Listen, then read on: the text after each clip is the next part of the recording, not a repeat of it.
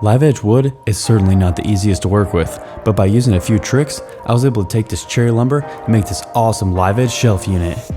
Welcome into Shopfix, a community joined together for the love of woodworking. In this episode of Shopfix, I want to show you how I turned this live edge cherry lumber into a live edge hanging shelf unit. The first step that I took with this live edge cherry lumber that I had was I simply debarked the edge with a chisel. If you're starting any live edge shelf project, even if it's a single shelf, this video will come in great handy. Next, I cross-cut these boards so they'll fit on my planer sled. I'll be using this custom planer sled along with a thickness planer to flatten all the boards for this project. Another easy way if you don't have a large capacity joiner available to flatten these boards is by using a router jig. For me, this custom planer sled I built produces great results. I repeated this process on all the live edge cherry boards that I was using for this project. Now, regardless of what method you use, once you have one side flat, you can flip the board over and get the other side flat. I happen to be using a thickness planer to plane the other side flat once I have that reference side. For this project, I'll make all the boards 3/4 in thickness.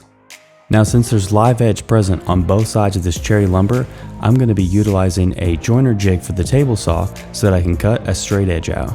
Joiner jigs are fairly simple to create, and they work by utilizing a straight reference edge that rests against your table saw fence. These particular boards will make up the shelves of the unit. Next, we'll cut out the sides of the unit that'll enclose the shelves. I'm cutting a 45-degree angle out on this board to create a French cleat. The French cleat will allow me to easily hang this live edge shelf unit onto the wall once it's finished. Now, the other side of the French cleat wasn't perfectly straight, so I actually had to attach it to a straight piece of MDF to get the other side of this French cleat cut out. When I lined up this cut, I just made sure that the nails that I mounted the board onto the MDF with weren't crossing over the path of the blade, and then I was easily able to cut out the 45-degree angle to make up both sides of the French cleat.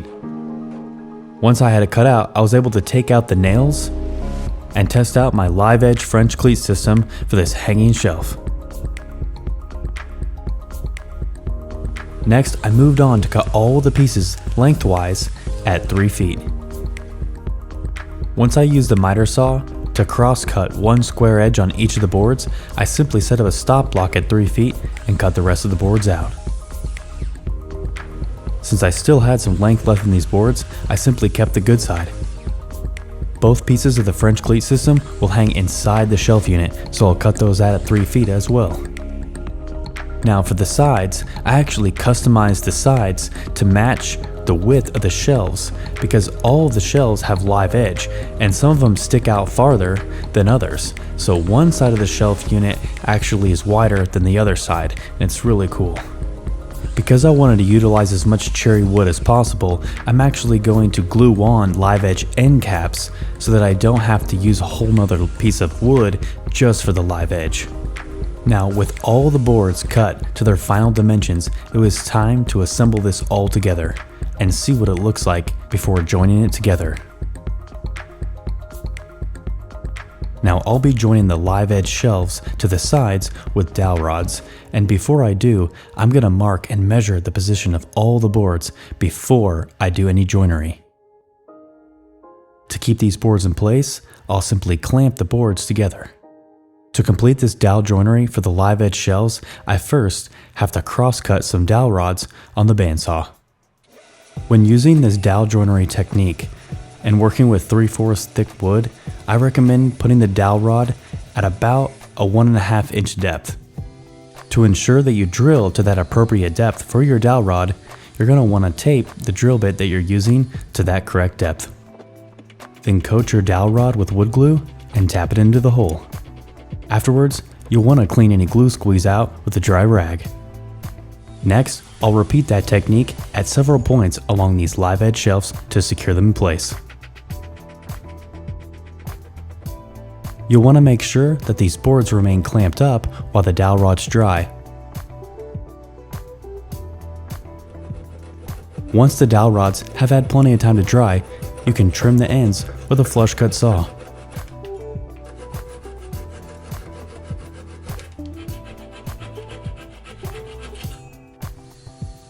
To attach the French cleat system onto this hanging shelf, I'm going to be utilizing that dowel rod joinery technique once more. I'll repeat that process several times along this live edge shelf to securely mount 1/2 of the 45-degree French cleat system. Again, allowing plenty of time for these dowel rods to dry, then cutting the ends with a flush cut saw. Next, I took several F-style Bessie clamps and clamped on the live edge end caps on the side panels. Lastly, I glued and clamped on an extra support board underneath the last live edge shelf. Now all the boards that make up this live edge shelf unit are now assembled together, so we're going to go ahead and start sanding the live edge shelves. I used various techniques to sand the live edge and found that using a Dremel tool like the one that I'm using works perfect to actually sand the contours of the live edge. Surprisingly, this is the least time-consuming method of all the methods that I tried, but I can tell you right now, it turned out looking great. Next, we'll simply take some sandpaper and sand all the live edges and the shelf smooth. To support the live edge shelves of this hanging unit, I'm going to be using this stick that I hand selected and carved. I got this idea from a previous project that I worked on for my dad that utilizes a smaller stick for shelf supports, and I thought this could be transferred to a larger project, and it did. It was awesome. So with the stick rough carved like this, I just took 60 grit sandpaper and sanded it smooth and worked my way up to about a 220 to make it nice and smooth. Afterwards, I simply cross cut one end square on my bandsaw. With one end square, it was time to measure and mark the location of the live edge stick. I wanted to make sure that the placement of the stick was as symmetrical as possible within the shelves, both horizontally and vertically. Once the placement was marked, I was able to cross cut this to its final dimensions on the bandsaw. Now, no hardware has been used on this project thus far, and to keep it that way, I'm just going to simply use a friction fit on these sticks to hold them in place. Now that the stick has been cut out for the shelf supports, now it's time to put some finish on this project, and my personal favorite for cherry is boiled linseed oil.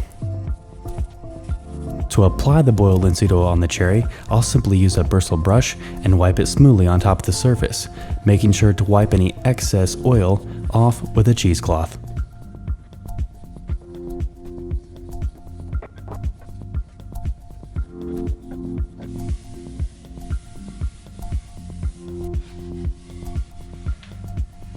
Now for some sweet close-up footage of this live edge shelf unit. This project surprisingly took me a while. There was a lot of little things that I had to do, and I'll tell you what, that stick, carving it and making it custom fit into this live edge shelf unit took a while. To get this live edge shelf unit ready to hang, I'm going to need to drill some pilot holes and countersinks for the live edge that's going to be hung onto the wall. Now, after finding the location of the studs, I was able to line up this piece onto the marks that I made for the studs to make sure that my construction screws sunk into the studs behind the drywall. Now, before mounting this live edge French cleat onto the wall, I made sure to use a level to level the position onto the wall. Now I can go ahead and securely mount the rest of my screws. With the screws secured, all I simply had to do was place the live edge shelf unit onto the other French cleat. Now that's looking sweet. I tell you what, I was actually thinking about selling this one, but after seeing it hung up and just knowing how much time I spent carving the stick and making that all custom, I'm gonna have to keep this one. I really hope you enjoyed this episode of Shopfix, and I wish you the best of luck with your future woodworking projects. Take care.